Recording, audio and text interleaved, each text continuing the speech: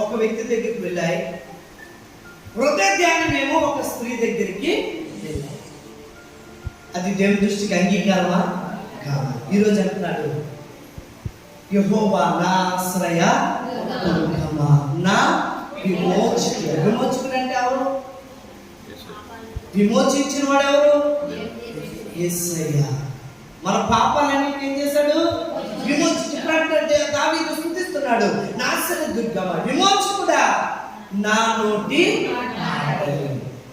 నా హృదయ ధ్యానము నీ దృష్టికి ఎలా ఉండాలి? అంగీకారమై ఉండాలి. దేవునికి స్తోత్రం, హల్లెలూయా. మనం చేసే ప్రార్థన ఎవరికి అంగీకారంగా ఉండాలి? మనం వినే వాక్యం ఎవరికి అంగీకారంగా ఉండాలి? నేను చెప్పే ఇప్పుడు నేను వాక్యం బోధిస్తున్నాను, నా బోధ ఎవరికి అంగీకారంగా ఉండాలి?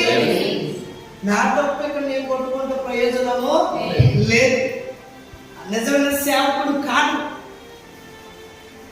తన సాక్ష్యం, తన పిల్లల కోసం, తన భార్య కోసం, తన ఇంటి కోసం, వాటి కోసం అలా సాక్ష్యాలు చెప్పి దేవుని వాక్యాన్ని పక్కన పెట్టేవాడు నిజమైన సేవకుడు కాదు. దేవునికి స్తోత్రం. నా జీవితంలో ఎన్నో సాక్ష్యాలు అని చెప్పగలం. అది కాదు. దేవుడు నాకేం పని ఇచ్చాడు? నా కోసం చెప్పుకోవడానికి నాకు ఈ పని, ఈ సేవ ఇయ్యలేదు. ఎవరి కోసం చెప్పాలి?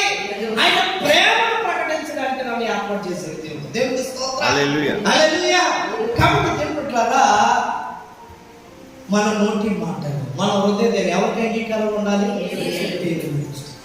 నీ ప్రార్థన ఎవరికి అంగీకారం ఉండాలి? దేవునికి. నువ్వు ప్రార్థన ఏకీభవించుంటే ఎవరికి అంగీకారం ఉండాలి? దేవునికి. నువ్వు చేసే ఈ చర్చిలో క్లీనింగ్ చేస్తాను, ఈ సేవ ఎవరికి అంగీకారం ఉండాలి? దేవునికి.